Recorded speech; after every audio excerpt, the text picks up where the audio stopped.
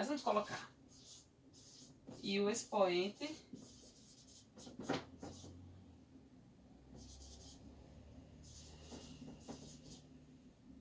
diferente de zero.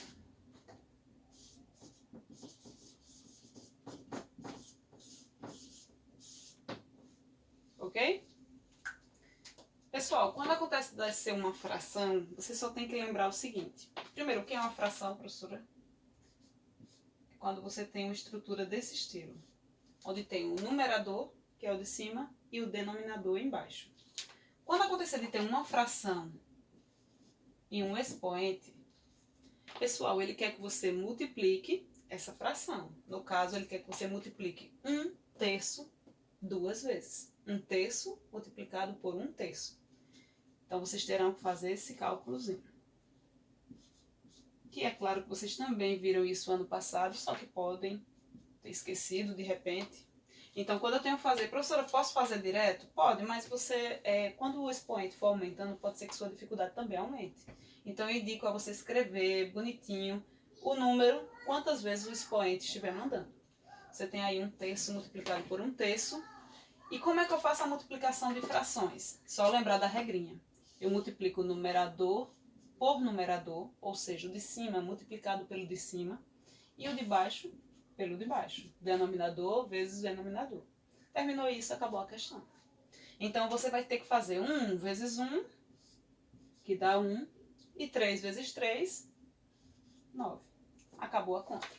Facinho, né? Vamos ver um exemplo mais elaborado. Seu número negativo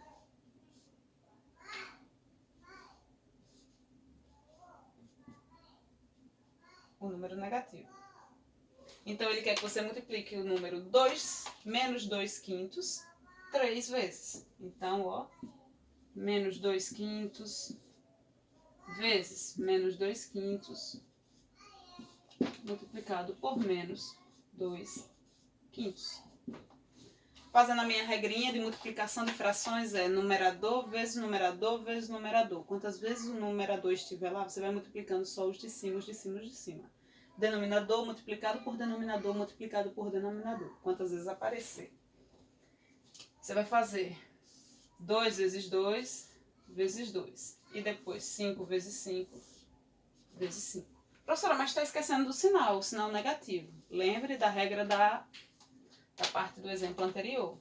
Quando você tem números negativos, você pode fazer a regra dos sinais? Pode. Mas também pode lembrar, se seu expoente é ímpar, número 3 é ímpar, o resultado final vai ser menos. Estavam lembrados disso? Continuando, agora eu vou fazer meu cálculo. 2 vezes 2, 4. 4 vezes 2, 8, ok? Todo mundo sobre 5 vezes 5, 25. E 25 vezes 5, professora? 125. Certinho? Tudo ok aí? Beleza. Isso é multiplicação com números fracionários. Fração. Seu numerador e seu denominador terão que ser multiplicados por eles mesmos.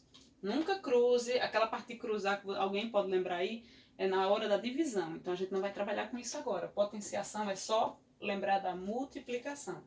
Ok? Vamos passar adiante.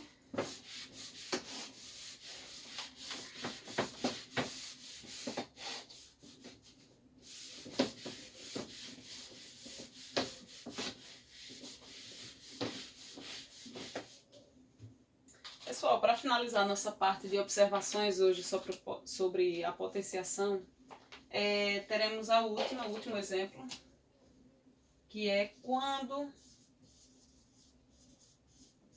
a base for um número decimal, um número com vírgula.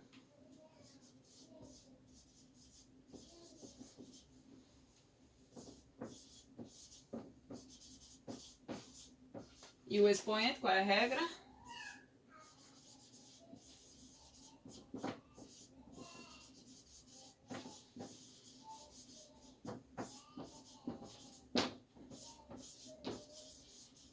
Certinho? Sua base vai ser agora um número com vírgula, um número decimal, mas o seu expoente tem que ser sempre diferente de zero, que é o que a gente está trabalhando. Por que a senhora sempre está falando diferente de zero? Porque se eu colocar qualquer número elevado a zero, dá quanto? Lembrando nosso primeiro exemplo. Então, ó, vamos ver a situação. Eu tenho 2,1 ao quadrado. Professor, é uma potenciação com número decimal. Eu não lembro de multiplicação com número decimal. O que é que eu faço? Prestar atenção agora que você vai entender. O seu número 2,1, ele quer que apareça quantas vezes? O 2,1 multiplicado por ele mesmo, por 2,1, 2 vezes. Não é isso? Então vamos fazer agora devagarzinho para que você entenda. Não vou entender, eu volto novamente. E qualquer coisa, tenta entrar em contato com a professora para saber o porquê. Beleza? Vamos lá. 2,1 multiplicado por 2,1. Gente, tem uma regra na hora de somar e subtrair número com vírgula que diz que é para ficar vírgula abaixo de vírgula. Na hora da multiplicação não tem essa regra não, viu? Vocês podem fazer do jeito que quiser. O número 2,1 poderia vir mais para cá, tanto faz. O importante é lembrar de uma regra no final. Eu vou multiplicar como se o 2,1 não fosse 2,1, como se fosse o 21. Essa regra eu sempre explico na sala de aula para que o aluno tenha mais liberdade, porque ele costuma ver a matemática como algo imutável, que não pode... Não é assim. Você pode se adequar. Não é à toa que os professores mostram várias metodologias diferentes para ensinar um mesmo conteúdo. Então é tentando mostrar que existem caminhos para você seguir. Se você olhou para o 2,1 e acha que vai se confundir na hora da multiplicação, vai ficar essas vírgulas no meio, você nunca trabalhou com isso, tem alguma dificuldade, você apaga ela, simplesmente. Pode apagar se você quiser. E você trabalha como se fosse o 21 multiplicado por 21. Aí já ganha um pouco mais de confiança, né? Mas vamos deixar ele. Se vocês tiverem dificuldade, apaguem e multipliquem 1 vezes 1 vezes 2. E no final a gente trabalha com a vírgula. Vou multiplicar sem olhar para a vírgula, não vou nem pensar nela. 1 vezes 1 dá 1. 1 vezes 2, 2. 2 vezes 1, 2. E 2 vezes 2, 4. Ok? Vou somar todo mundo e vai dar 1, 2 mais 2, 4. E desce o 4. O meu número ficou 4, 4, 1. 441. Teoricamente seria 441.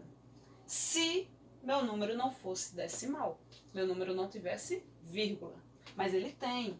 Então o seu número não é 21 multiplicado por 21, que daria 441. Seu número é 2,1 vezes 2,1. Gente, isso aqui é como se fosse 2 e 10.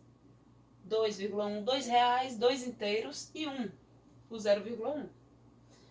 Se você for multiplicar 2 vezes 2, vai dar 4, concordam? Então, o seu número 2,1 não vai ser algo muito distante do 4, do resultado 4. Vai ser 4 e alguma coisa. 4 e quanto, professora? Para você saber onde é que sua vírgula vai ficar, porque ela vai ter uma vírgula, aquele número vai ter uma vírgula, você olha quantas casas, prestem atenção nisso, é importantíssimo isso. Olhe quantas casas você tem do lado direito da vírgula. Sua vírgula está bem aqui, ó, 2,1, 2,1. Professora, eu tenho que olhar para os dois números que estão sendo multiplicados? Isso.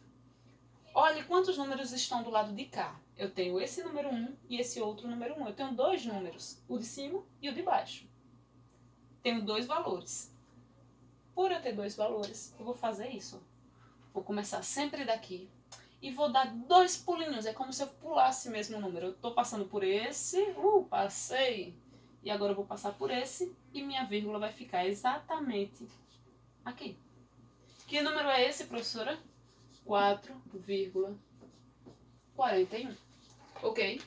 Então sua potenciação acabou aí, você fazendo essa observação. Multiplicar como se não existisse a vírgula e no final olhar quantos números estão do lado direito dela, do lado direito da vírgula, nos dois casos. Faz os pulinhos e aí encerrou seu cálculo, certo? Vamos mostrar mais um exemplo, caso tenha ficado alguma dúvida. E encerramos por aqui, ok?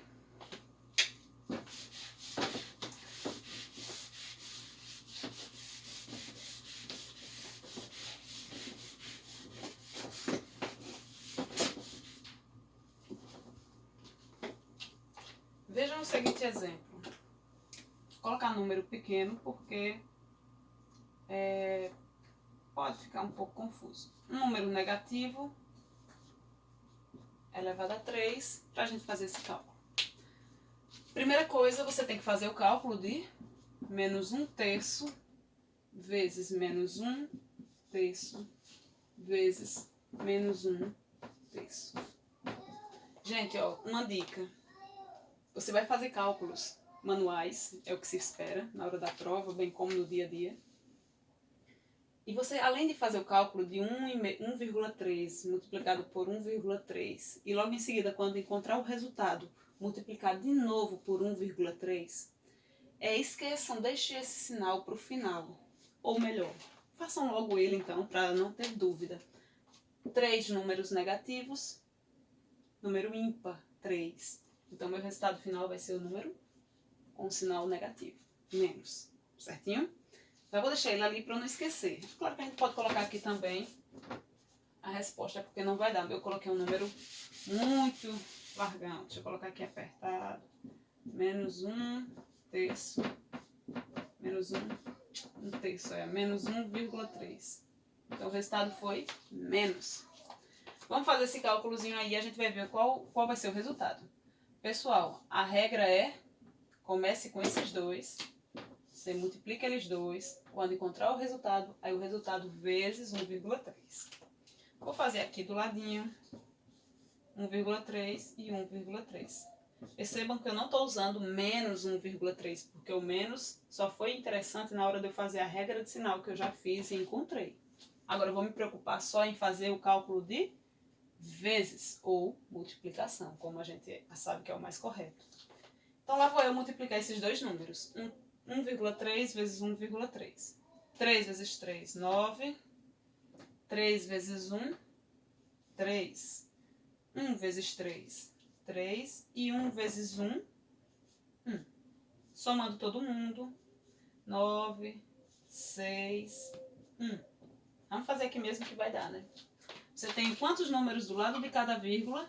1 algarismo, 2 algarismos, 2 casas decimais, eu vou pular aqui.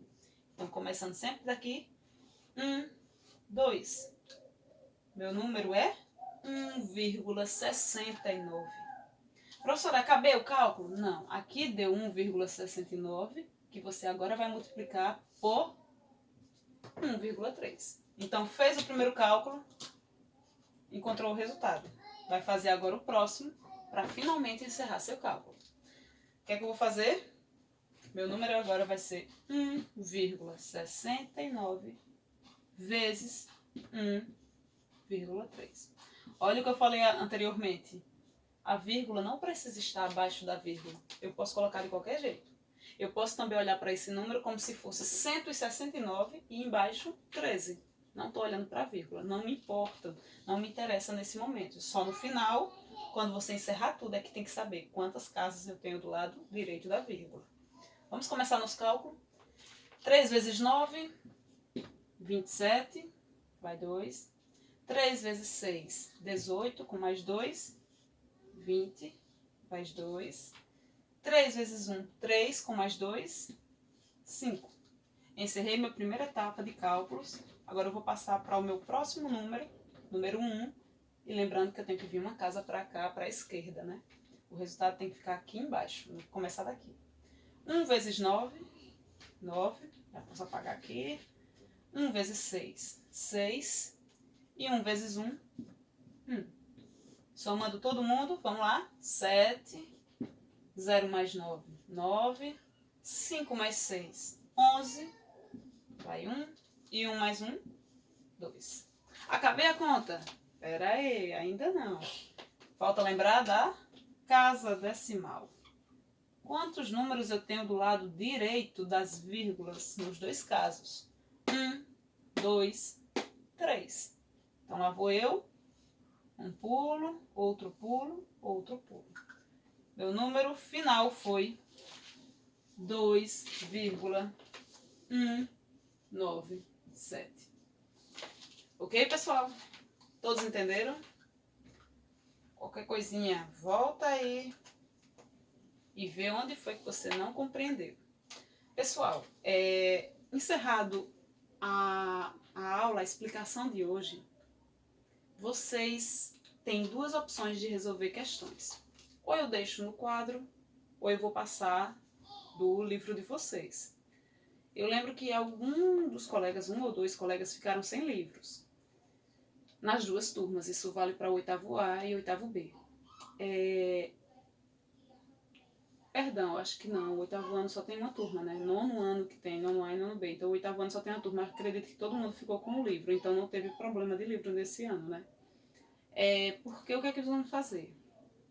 Eu vou passar hoje um exercício, copiar aqui no quadro mesmo sendo minúsculo. Eu vou copiar bem pequenininho o exercício e vocês vão tentar resolver. Conseguiram? Tá legal? O exercício vai ser mais tranquilo, mais light, só para ver até onde você entendeu a parte de potenciação. Logo em seguida a gente passa o exercício do livro. Por quê? Do livro eu estava percebendo que ele é um pouquinho mais rebuscado. Pode ser que o aluno que pegue de cara ele possa ter dificuldade. Se você não sentir nenhuma dificuldade no caderno, nesse exercício do caderno, beleza, pode continuar. Eu vou deixar a página depois e os exercícios. Mas fica para uma próxima aula que a gente grava, eu gravo mostrando resoluções dos exercícios de hoje e vocês fazem o próximo, certinho? Vamos lá?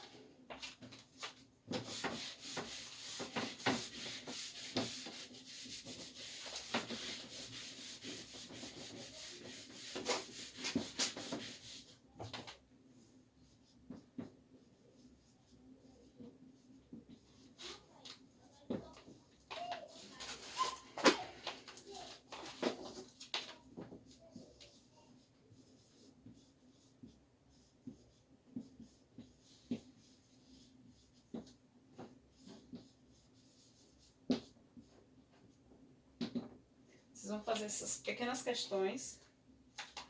Vou colocar aqui seis questões até a letra F. E vocês vão ver qual a dificuldade que vocês tiveram ao resolver. Se tiverem alguma dificuldade, tenta ver o que pode fazer.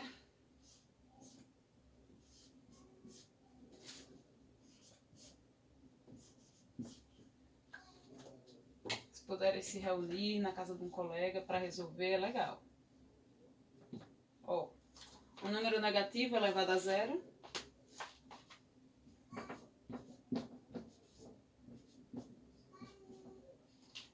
Beleza?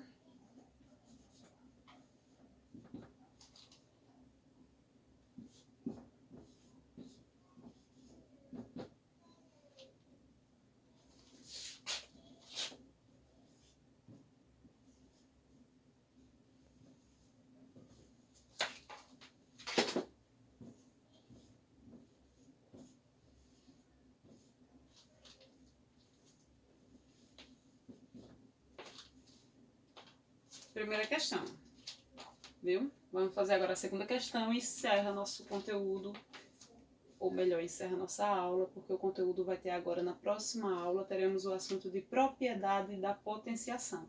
As propriedades são quatro propriedades, então quem quiser já dar uma lidinha, tem no livro, bem como nas redes, na internet, no Google, você coloca lá, propriedades da potenciação, vai vir todas elas bem explicadinhas.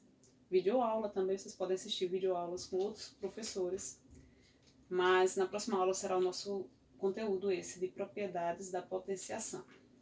Vou fazer a questão 2.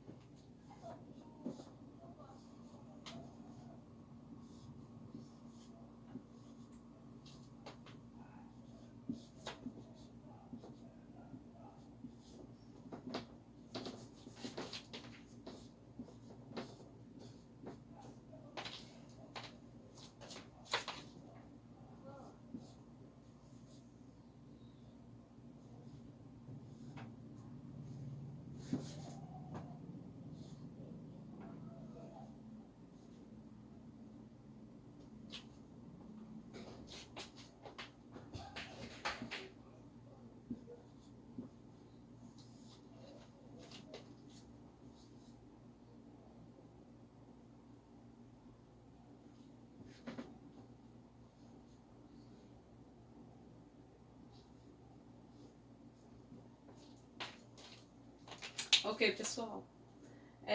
Nossa aula encerra-se agora. Desejo a vocês muita tranquilidade, muita paz. Se cuidem. Evitem sair na rua. Fiquem em casa. Não podendo ficar em casa, tendo que ir trabalhar ou para alguém que vai viajar. Tomem todos os cuidados. Espero que volte logo essas aulas. Estou com saudade de vocês. Os meus pequenos. Alguns conversadores, né? Tagarelinhas na sala, mas estou com saudade de vocês. Um abração e até a próxima aula, viu? Um beijo.